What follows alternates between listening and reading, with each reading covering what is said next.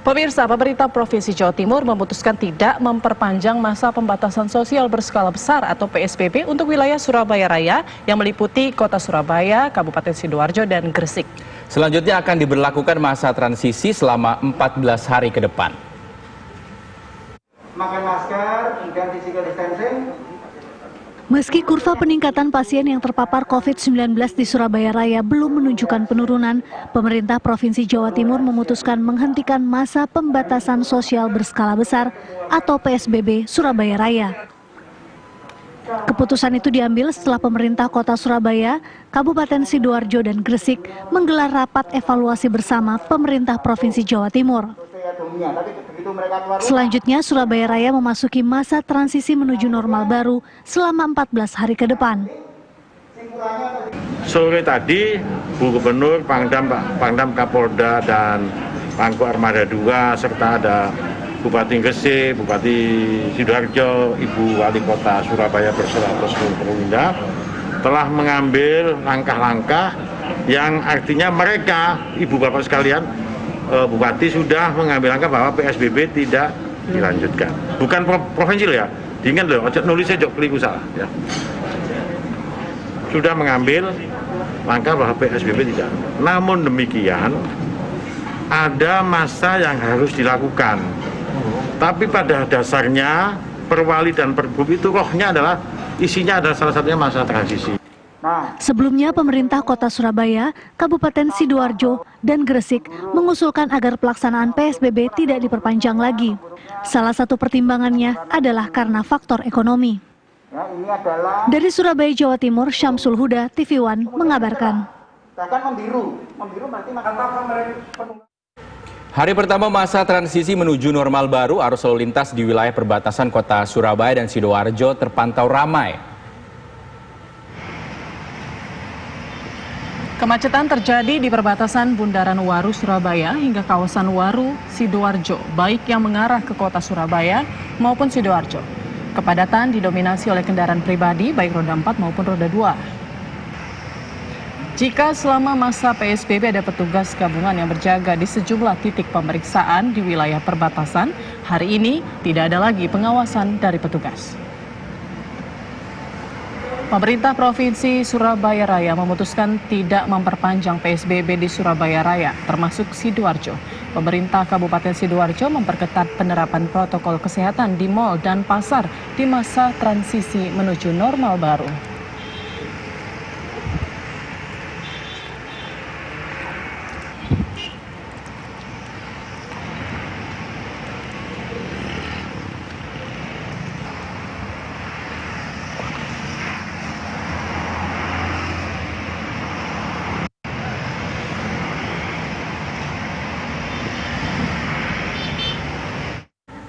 Bagaimana situasi terkini di Kota Surabaya di hari pertama masa transisi menuju normal baru? Kita bergabung dengan rekan Henti Kartika.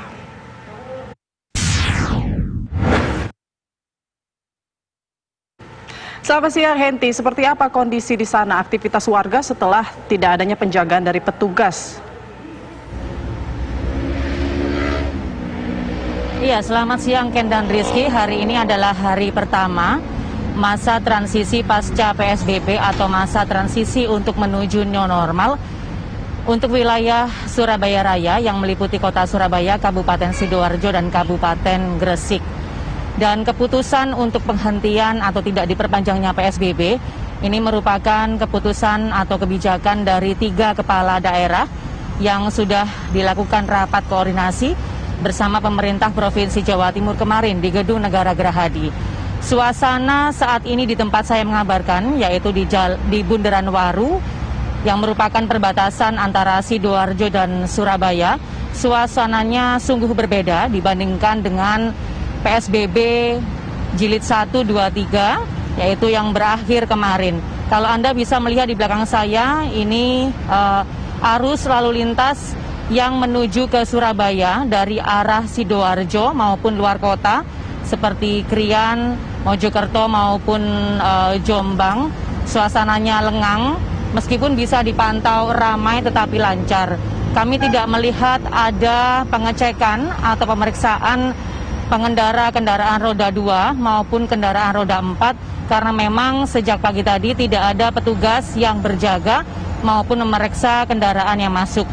Sehingga nyaris tidak ada kemacetan sama sekali, sehingga aktivitas warga di kota Surabaya dan interlandnya yang beraktivitas di kota Surabaya berangsur-angsur mulai normal.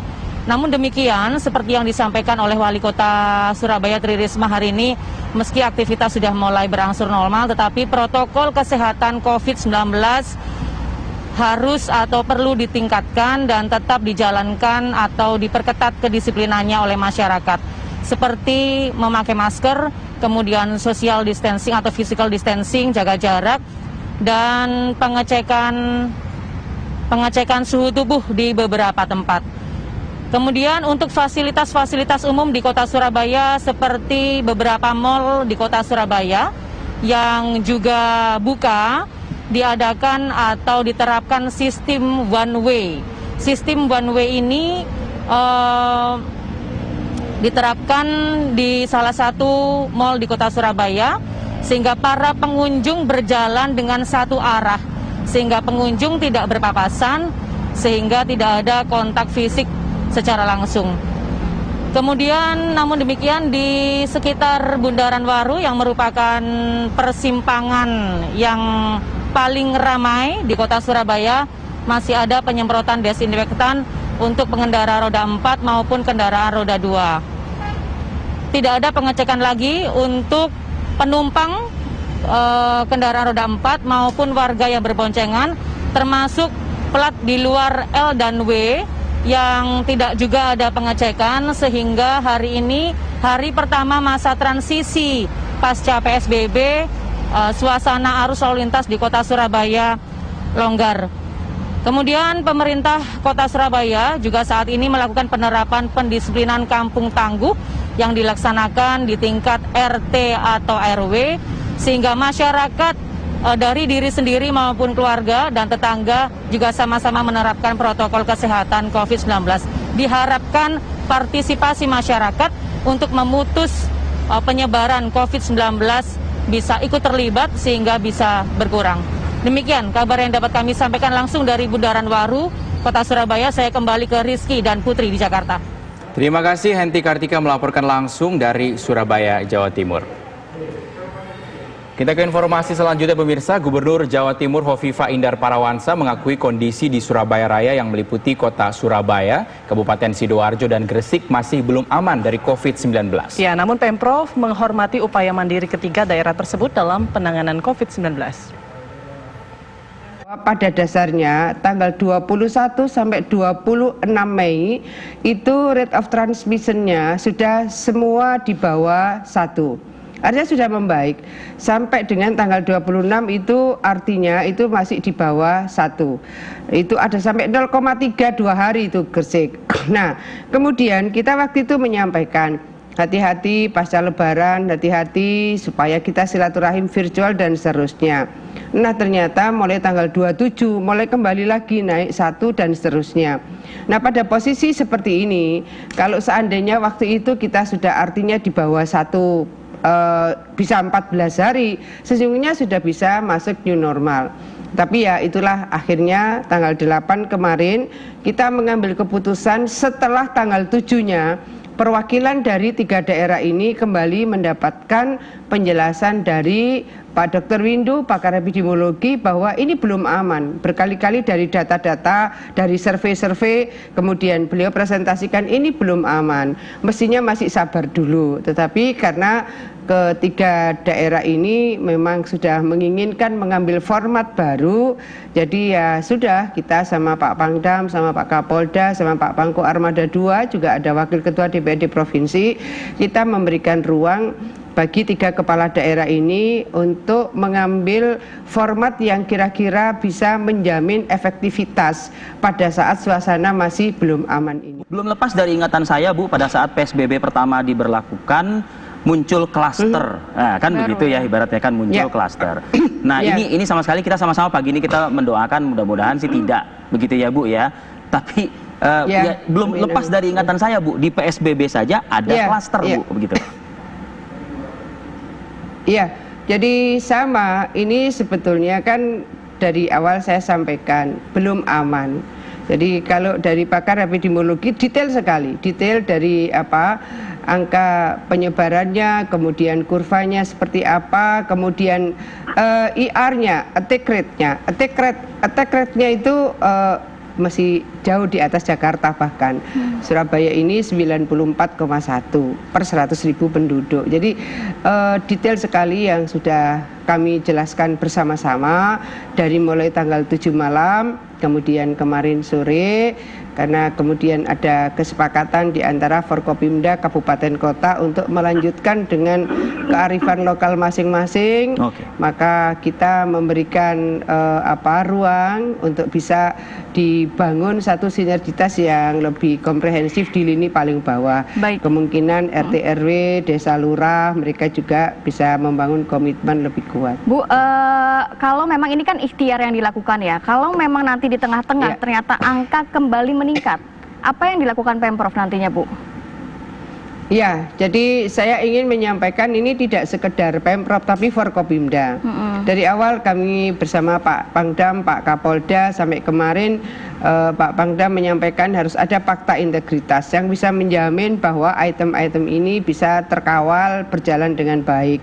Nah, pasti nanti akan ada evaluasi ketika misalnya ada sesuatu yang memang harus diintervensi lebih kuat, lebih tajam, lebih luas. Misalnya pada posisi seperti ini, fakta integritas akan menjadi bagian dari pengait antara apa yang sudah diikhtiarkan oleh Forkopimda Kabupaten Kota dengan apa yang kita harapkan pemutusan mata rantai. PSBB ini kan harapannya bisa mempercepat untuk memutus mata rantai penyebaran COVID-19, dan kita melihat suasana sebetulnya belum aman. Jadi pada posisi seperti itu tentu apa yang sudah diajukan oleh Forkopimda Kabupaten Kota dipimpin oleh kepala daerah masing-masing, mudah-mudahan mereka sudah mengukur betul bahwa ini suasana belum aman. Tapi ada ikhtiar lain berbasis mungkin kekuatan dan kearifan lokal ya. Kita tahu bahwa itu semua adalah keputusan dari daerah yang mengenal daerahnya masing-masing. Ya, jadi pertimbangannya apapun monggo itu para kepala daerah, ya, terutama kabupaten dan kota. Nah, yang penting ya, karena ini sudah diputuskan menghentikan PSBB, ya. Jadi tapi apapun namanya kan PSBB itu hanya instrumen, salah satu instrumen saja. Yang penting, yang paling penting ya di dalam strategi penanggulangan wabah ya, penyakit menular apapun ya, apalagi wabah, itu adalah pencarian kasus. Jadi surveillance epidemiologi ya, jadi surveillance, jadi monitoring terus-menerus itu harus dilakukan. Caranya apa? Tidak boleh pemerintah daerah nanti melepas testing, tracing, kemudian begitu ketemu yang positif langsung isolating dan treatment kalau mereka ada gejala yang sedang sampai berat, supaya tidak terjadi kematian di rumah sakit. Nah, jadi penularan berhenti karena sudah berhasil diisolasi, dan kematian juga berhenti karena berhasil ditreatment dengan baik. Yang harus dilakukan oleh pemerintah daerah sekarang ketika melonggarkan, merelaksasi ini ya, merelaksasi meskipun tetap harus ketat, protokol kesehatan harus dikontrol oleh pemerintah. Tidak ya, karena kita tahu masyarakat tidak patuh. Tapi terus-menerus monitoring harus dilakukan. Cara monitoringnya adalah menggali sebanyak mungkin kasus yang ada di bawah permukaan, supaya segera penularan diputuskan. Yaitu tadi 3T dan 1I itu tidak boleh ditinggalkan dan malah harus makin masif.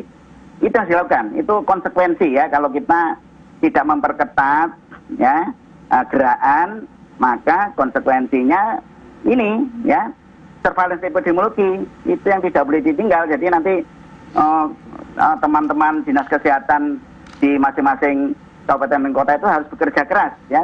Jadi pemerintah harus bekerja keras supaya jangan sampai muncul karena tidak termonitor, muncul gelombang baru penularan, ambiar ya, ambiar nanti ini semua gitu.